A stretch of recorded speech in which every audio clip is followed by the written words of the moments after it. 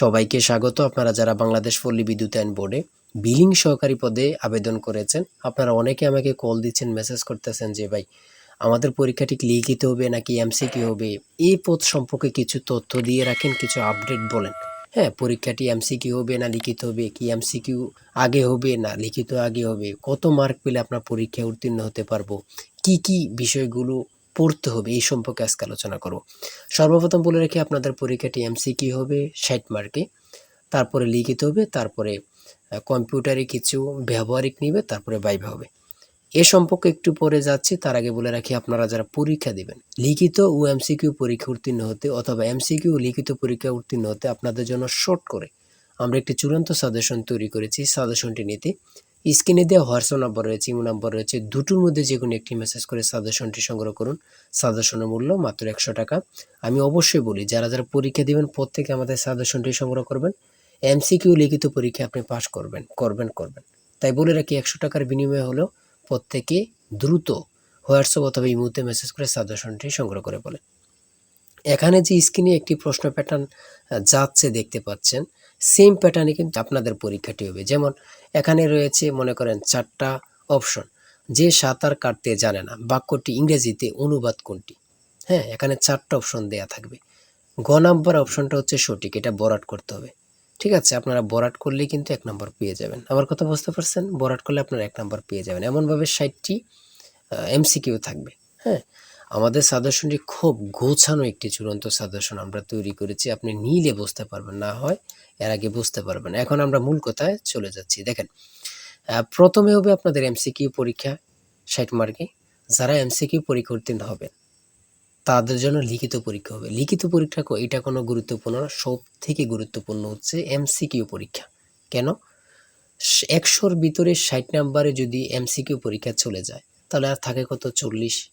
৪০-এর ভিতরে এখানে নিবে লিখিত, তারপরে ব্যবহারিক, তারপরে ভাইভা। মনে করেন লিখিত নিল ২০ নাম্বার, তারপরে ব্যবহারিক নিল ১০, আর ভাইবার জন্য থাকবে ১০। মোট হচ্ছে ১০০ নাম্বার। ঠিক আছে? এমসিকিউ ৬০, লিখিত ২০, তারপর ব্যবহারিক হচ্ছে ১০, আর ভাইভা হচ্ছে ২০। বুঝতে পারছেন? মোট ১০০ নাম্বার। যারা এই পরীক্ষায় উত্তীর্ণ হতে চান আমাদের সাজেশনটি সংগ্রহ করেন। হ্যাঁ, তারপরে বলে রাখি, আপনাদের প্রথমে এমসিকিউ হবে, তারপরে লিখিত হবে। লিখিত প্রশ্নের ভিতরে থাকবে। আমার কথা বোঝেন আগে, লিখিত পরীক্ষার প্রশ্নটা কিন্তু আপনাকে দেয়া হবে। মনে করেন এখানে থাকবে ২টি সন্ধি বিচ্ছেদ থাকেন প্রশ্নের ভিতরে। ২টি সন্ধি বিচ্ছেদ লেখেন, আপনারা ২টি সন্ধি বিচ্ছেদ এখানে প্রশ্নের ভিতরে লিখতে হবে। একদম শর্ট করে। এমসিকিউ পরীক্ষা উত্তীর্ণ হবেন তারা লিখিত পরীক্ষা দিলে লিখিত এমসিকিউ মিলেই কিন্তু আপনাদেরকে এখানে ভাইভা অথবা ব্যবহারিক পরীক্ষা নেবে। এখানে বলেন এবার যে ভাই কম্পিউটারে ব্যবহারিক পরীক্ষা কি নিবে? এটা নিয়ে কোনো চিন্তার মানে কারণে নেই। সেটা হচ্ছে এখানে কম্পিউটার আপনি যদি একটু বেসিক মানে কম্পিউটারে টিপতে পারেন বা কিছু যন্ত্রপাতির নাম জানেন, এটিই চলবে। এখানে যে আপনাকে কম্পিউটার টাইপিং করে অনেক পৃষ্ঠা লিখতে দিবে এমনটা না। আপনাকে সর্বপ্রথম এমসিকিউ পরীক্ষা উত্তীর্ণ হতে হবে। ঠিক আছে? সর্বপ্রথম এমসিকিউ পরীক্ষা উত্তীর্ণ হতে হবে। এখানে তো কোনো পুরুষ প্রার্থী আবেদন করতে পারে না। এখানে শুধু মহিলা প্রার্থীরা আবেদন করতে পারবেন। ঠিক না? আপুরা, আমি বলে রাখি, আপনারা সর্বপ্রথম এমসিকিউ প্রিপারেশন নিবেন। লিখিত এটা ফেক না। এমসিকিউ পরীক্ষায় আমাদের সাজেশনটি ফলো করলে এমসিকিউ পরীক্ষা আপনার কাভার হয়ে যাবে। ঠিক আছে? কাভার তো হবে, লিখিত পরীক্ষা কাভার হবে, ভাইভা পরীক্ষা কাভার হবে। সকল পরীক্ষার জন্য আমাদের এই চূড়ান্ত সাজেশনটি খুবই গুরুত্বপূর্ণ। ঠিক আছে? তাই বলে রাখি, আপনার যেকোনো সমস্যা জানতে আমাদের কমেন্টে মেসেজ করুন।